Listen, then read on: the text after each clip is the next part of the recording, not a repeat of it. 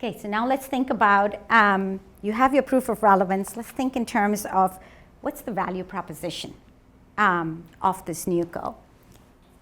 How much value will the company bring back to the investors who invest in creating this startup and funding it? So one way is to estimate the market size. That's definitely one method. So if it's a diabetes drug, the diabetes market, so you would do that. But there are challenges with coming up with a number there because you do need to dissect the numbers based on all products will require a timeline to penetration, adoption, competition. There's a lot of variables, not just the big market number that the market size in 2012 will be so many $1 million. A better way, an additional way to do it is to actually benchmark it compared to recent deals done in the last few years that are for similar products in similar space. That's the best way to benchmark what will be the value of your company, what has exited recently that was in the similar space. This helps you really predict what the value of your product's going to be when you exit. The better you know it as you're working with VCs, it helps pitch what's the value for them to invest in your NewCo. Okay? You don't want that my product timeline and what it is, it's going to be take $200 million to get here and the market is $225 million. That might not be a good value proposition for them, right? 10 years, risking their money to not make enough of a return of an investment. You look at the whole deal structure, right? It'll say $300 million, okay? But some of it was upfront for the product you're offering. The rest of it might be for the whole enterprise you've created, and it might be tail-ended. So let's say a pharma company bought a startup company, it might say for $300 million total deal value. Might be $25 million up front. That's what the investors got right off the gate. And the rest might be after phase 3. If you still make a product, you'll get royalty or you'll get a big milestone payment. And so the total deal value will be written, but it's important to work with experienced folks and try to look at the structure and how the deal is valued, and then tells you the value proposition for your product, where you think you're exiting, at what inflection and de-risking point, and what is the value of the total enterprise that you think you're going to sell.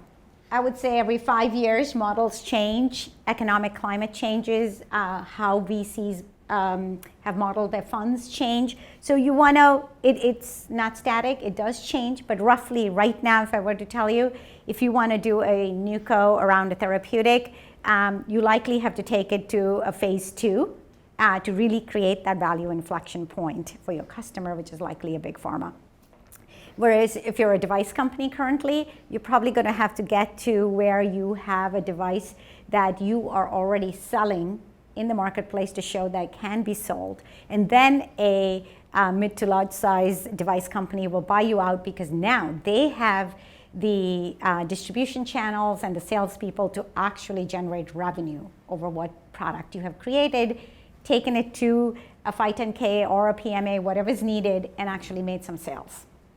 Right? So it's after revenue versus therapeutic. And diagnostics tend to vary a lot, but they tend to be a little more like devices. You have to go further along and show that you can actually, their customers, end users to whom you can sell it. So these 4 questions that we're going through, we're not yet where it's a funded NewCo. What you have done is worked with your tech transfer office and with a group like we have, an investment group, to say, all right, so we've decided for many reasons, the Covidians of the world are not ready to take our technology, it's too early. How best to put it on a commercialization path? Maybe let's see if NewCo makes sense, and we think it does. But to really articulate that, to get it funded, to define your plan, to hire a CEO, to bring people around this idea, you need to be able to articulate through this. What's the proof of relevance? People will use it, it's needed.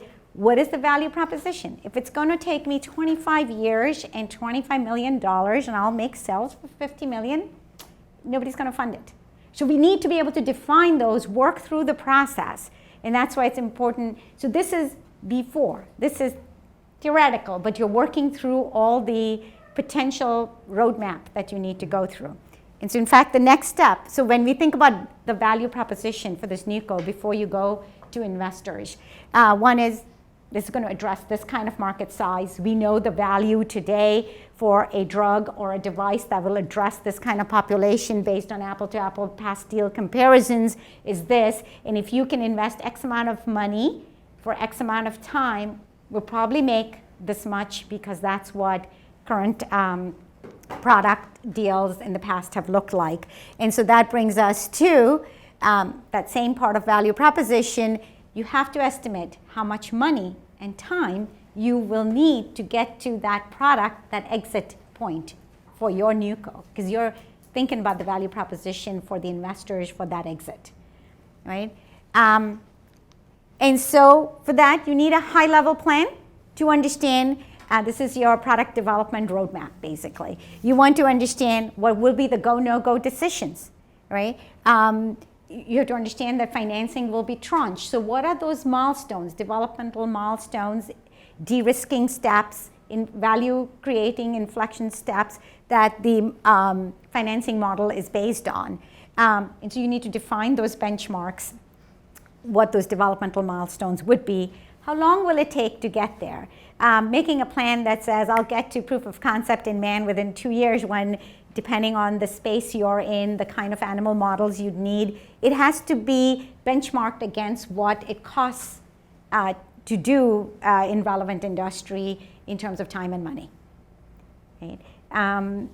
There are things that you cannot, so you identify what are the risks and what are the opportunities, so that you can create this budget, a project management chart, how much time, how much money, what are the steps.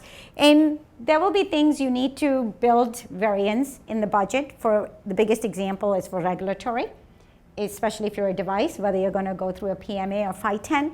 Maybe you haven't had that conversation with the FDA. Maybe it's in that space an evolving conversation right now in the FDA world. You might think you need a PMA. You might build out your budget for a PMA, and you might luck out, and you need a 510K.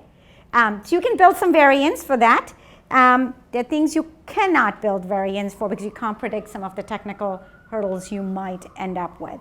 So you have, this is a good opportunity when you do the roadmap to be aware of what might be the risk, where you can build some variance, and define your value proposition and budget and time and money.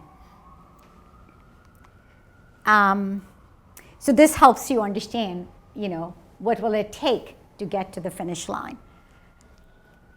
So it's also critically important as entrepreneurs, founders, tech transfer people, VCs are going to come together to understand and have an estimate, because it's an estimate of what the company's current value is, right? Valuation is very based on lots of factors, but it's market driven, and there's some about demand. There are 10, if your idea is in product is so hot and there are 10 competing investing firms ready to invest, your valuation will be a little higher. But there's a fair market valuation that you have to think about and get advice on some other market comparables that exist for your kind of company, technology, the stage at it, what it's addressing. And very likely be some difference of opinion between the group, the VCs, the entrepreneur, as to what that value is. And you have to be prepared and ready to be able to bridge that gap. Before you reach that exit and product, today you're bringing together this piece of IP, this knowledge, this entrepreneur who's taken 2 companies to market. What is the current valuation, pre-money valuation for this company before the VCs have invested real money? And this is all addressing the gap that may exist. And it's really the world we live in. A lot of our companies are founded are early stage, and defining that valuation is challenging. We worked with multiple VCs and multiple technologies ranging from diagnostic, therapeutics, devices. So we've got a good sense. We keep up with what's going on in the different models and the economic climate to know what models are working, how to think about valuation, what are the inflection points. So we can help bring everybody together and maybe be as creative as we can on the specific ideas that might bridge the gap.